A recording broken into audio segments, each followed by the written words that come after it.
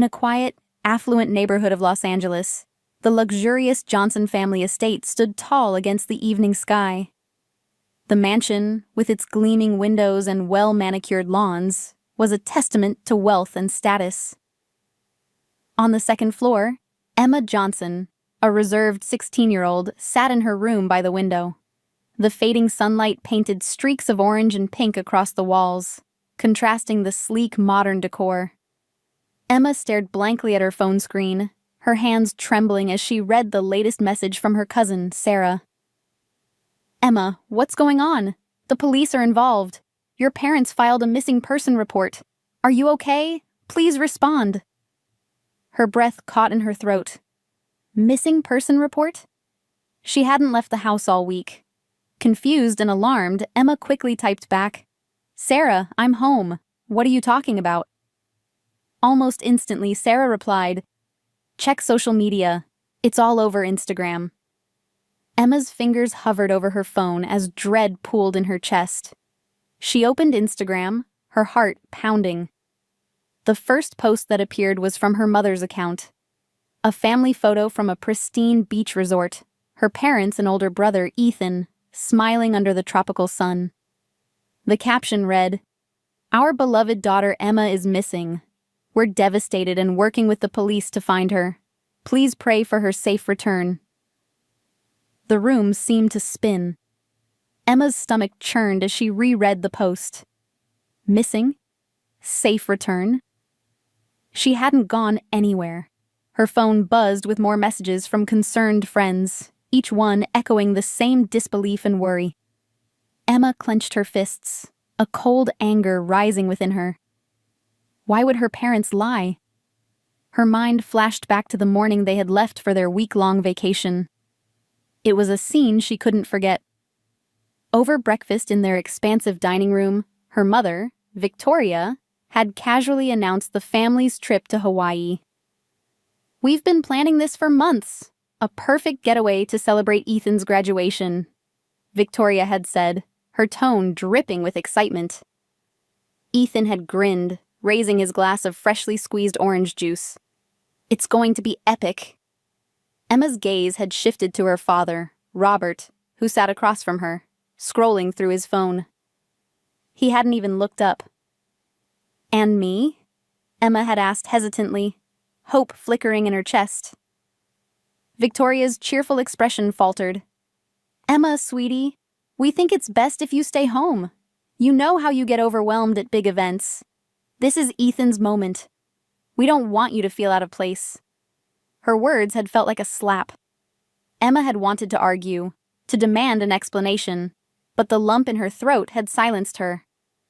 As the conversation continued, she realized no ticket had been booked for her. No seat on the plane, no room at the resort. She wasn't part of the plan. Now, sitting alone in her room, Emma's frustration and hurt simmered. They had left her behind, and instead of being honest, they had fabricated a story of her disappearance. But why?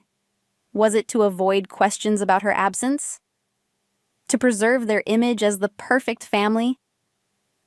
Determined to uncover the truth, Emma decided to take action. She stood, her legs shaky, and began crafting her response.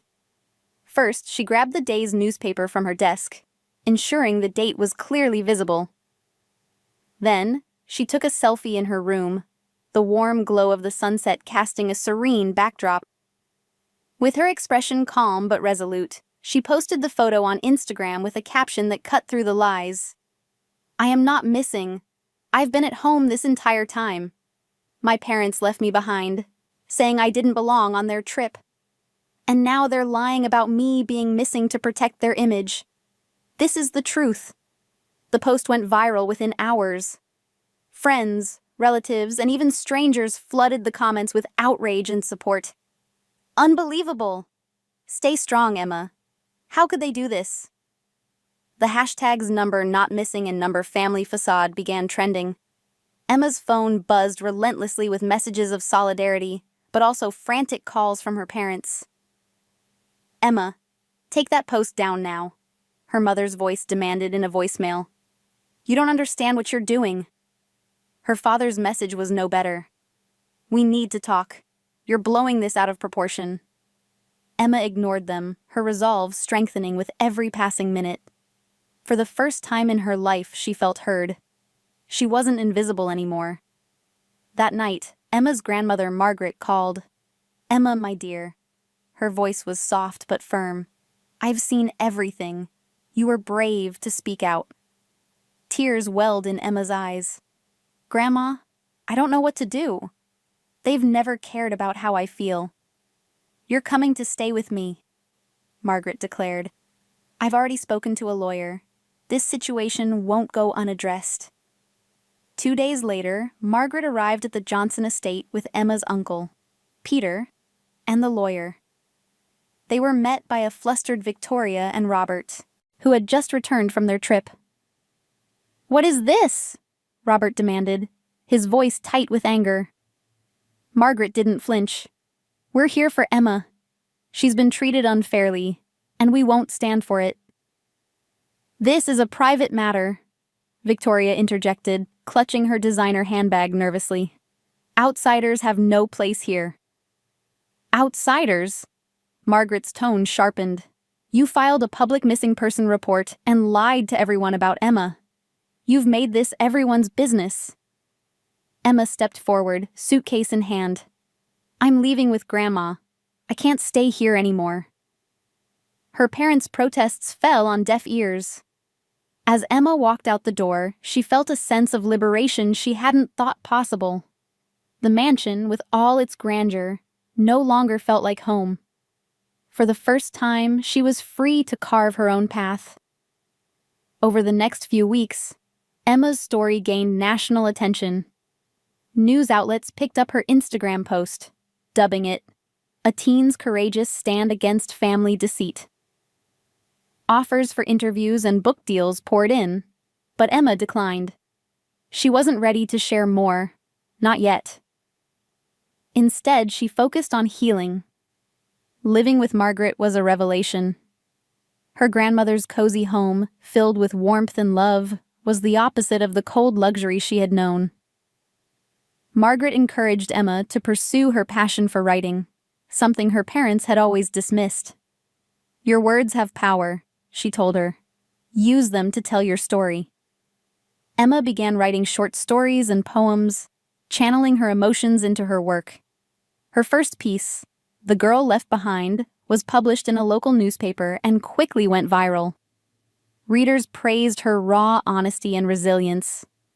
For the first time, Emma felt seen and valued. Her parents reached out multiple times, apologizing and pleading for forgiveness. "We made a mistake," Victoria wrote in an email. "We were wrong to exclude you. Please come home." But Emma knew their words couldn't erase years of neglect. Forgiveness would take time, if it came at all. For now, she was focused on building a life where she could thrive. Months later, Emma received acceptance into a prestigious creative writing program at a top university. It was a dream she hadn't dared to believe in before. As she stood in Margaret's garden, holding the acceptance letter, she felt a surge of pride and hope. The path ahead was hers to choose, and she was ready to embrace it. Looking back, Emma realized the lie of her missing had been a turning point. It had exposed the cracks in her family's facade and given her the strength to reclaim her voice. No longer erased, Emma was ready to write the next chapter of her life, on her own terms.